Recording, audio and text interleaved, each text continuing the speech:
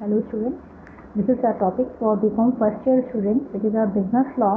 Business law में मैं आपको पढ़ाने वाली हूँ आज बेलमेंट, जो हम लोग इंडियन कॉन्ट्रैक्ट एक्ट 1872 पढ़ रहे हैं बिजनेस लॉ के अंदर। इसी में एक पार्ट है बेलमेंट। जो बेलमेंट एक्ट है वो सेक्शन 148 टू सेक्शन 178 में डिफाइन किया गया है। ओके, कौन से सेक्शन में किया गया? 148 टू 178। ओके, अब इसमें क्या होता है कि बेलमेंट जो एक्ट है उसमें हम दो प्रकार की चीज़ों को डिस्कस करते हैं। एक होता है बेलर और एक होता है बेली।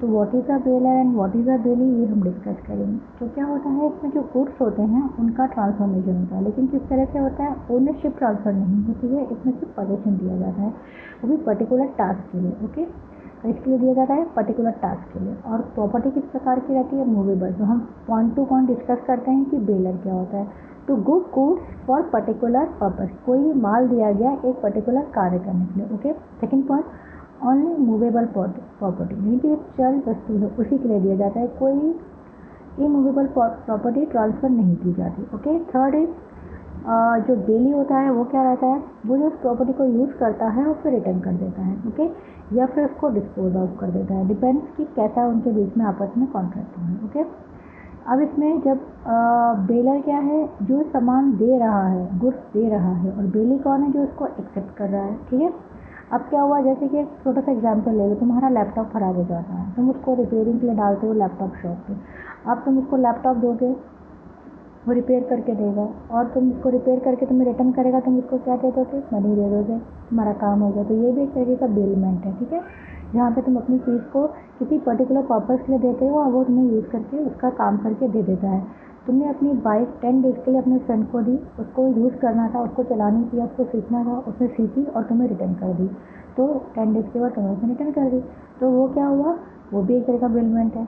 तुमने कहा कि मैं पर डे कुछ चार्ज करूँगा, उसने कहा ठीक है। तुमने कहा मैं 200 रुपीज़ पर डे चार्ज करूँगा, तो मैं उसके 10 दिन उसके चार्ज करके उसने तुम्हें मनी रिटर्न करी, और तुम्हारी बाइक भी रिटर्न करे, तो ये भी एक बेलमेंट है। ठीक है, अब हम चलते हैं कि बेलमेंट किस किस प्रकार पे होता है, किस किस बेसिस पे किया जाता है। तो पहला है on the basis of consideration और दूसरा है on the basis of benefits, यानी कि पहला तो कंसिडरेशन की बेसिस पे और दूसरा बेनिफिट्स की बेसिस पे। ठीक है, कंसिडरेशन की बेसिस पे और बेनिफिट की बेसिस पे कैसे किया जाता है?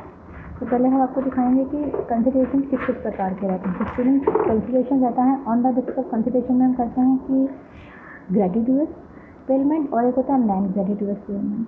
ग्रेटिट्यूड पेमेंट का मतलब क्या होता है? जिसमें कोई कंसिडरेशन नहीं रहता, जो दोस्ती यारी में दे दिया जाता है, फ्रेंडशिप में दे दिया जाता है, कि जैसे मैंने भैया तुझे, ये भी वैलिड कॉन्ट्रैक्ट कहा जाता है, लेकिन तू जैसे मैंने अपनी कुछ बुक्स अपने फ्रेंड को पढ़ने को दे दी। अभी आप फर्स्ट ईयर बीकॉम से सेकेंड ईयर बीकॉम में आ गए, अब आपने सोचा कि मेरी फर्स्ट ईयर की बुक्स मेरे पास काफ़ी सारी हैं, मेरा एक फ्रेंड है जो मुझसे मांग रहा है, तो तुमने उसको अपनी बुक्स पढ़ने को दे दी, पढ़ के उसे तुम्हें रिटर्न कर दी, तुमने उसे कोई चार्जेबल नहीं किया, बिकॉज इट इज ग्रेटिट्यूड। आपने फ्रेंडशिप में अपनी कोई चीज़ किसी को दी, gratitude payment. Non gratitude payment, इसमें क्या होता है कि कंसिडरेशन जो होता है, और कंसिडरेशन रहता है जिसमें क्या होता है कि जैसे कि तुमने अपनी मोबाइल को रिपेयरिंग के लिए कहीं डाला, अब तुम उसके रिटर्न में तुम्हें पैसे कहाँ लेगा? पैसे लेगा, बिकॉज उसने तुम्हारी कोई फ्रेंडशिप में काम नहीं किया, उसने तुम्हारी मोबाइल को लिया, रिपेयर किया और तुम्हें रिटर्न कर दिया, और तुमने उसको पैसे दे दिए।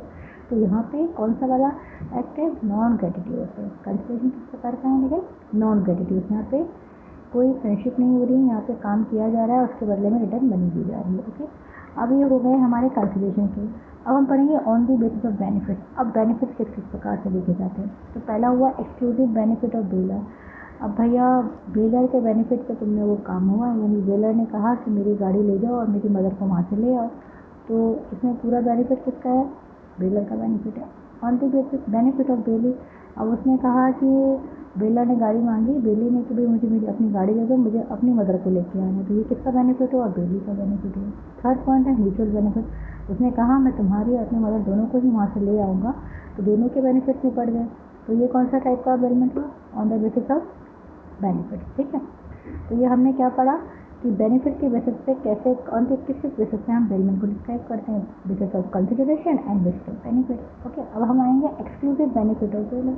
तो मैंने बता दिया जहाँ पे दोनों का ही बेनिफिट हो जाता है तो वो हो जाता है एक्सक्लूसिव। Clear point. अब हम चलेंगे आगे rights of baler.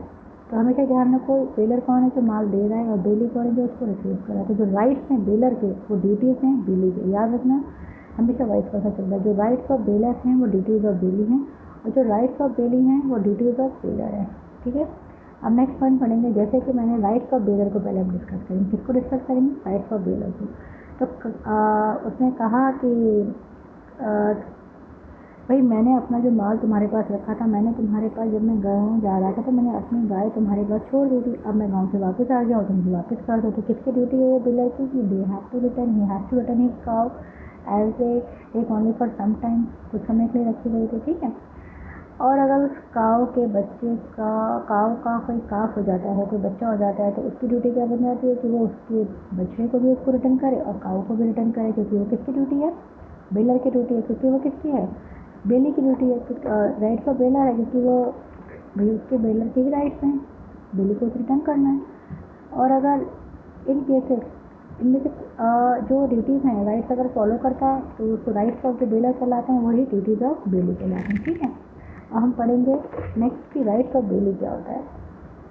Rights of belly क्या होता है कि भाई सपोज तुमने काऊ का बच्चा हो गया और काऊ बीमार पड़ गई, तो उसके लिए बहुत खर्चा हो गया बेली का।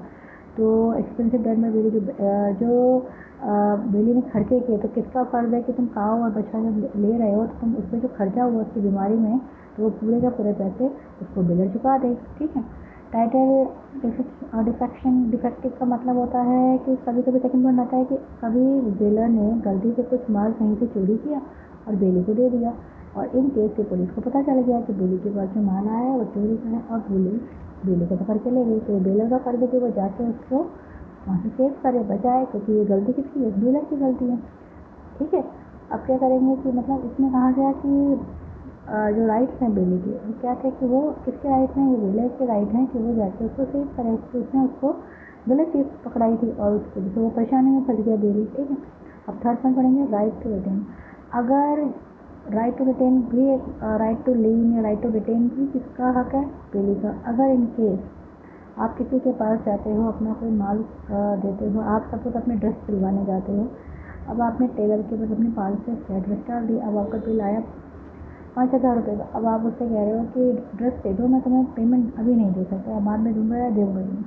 तो ये बेली इसमें वो चाहे तो बेली तुम्हारे कोई भी चीज़ में वापस नहीं करेगा, कहेगा कि पहले पेमेंट और फिर अपने कपड़े ले जाओ सिले हुए, क्योंकि वो उसमें मेहनत करी और वो उसके लिए काम ही इसलिए करा रहा है कि तुम उसको उसका बेनिफिट दोगे।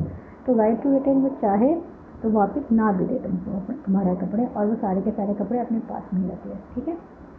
जब तुम उसको पेमेंट करोगे तभी वो रिटर्न करेगा। इसका मतलब होता है जब तक डीलर उसकी पेमेंट के पैसे लगाए और जो नहीं देता जब तक वो किसका रहता है, वो उसको रिटर्न नहीं करेगा, ठीक है।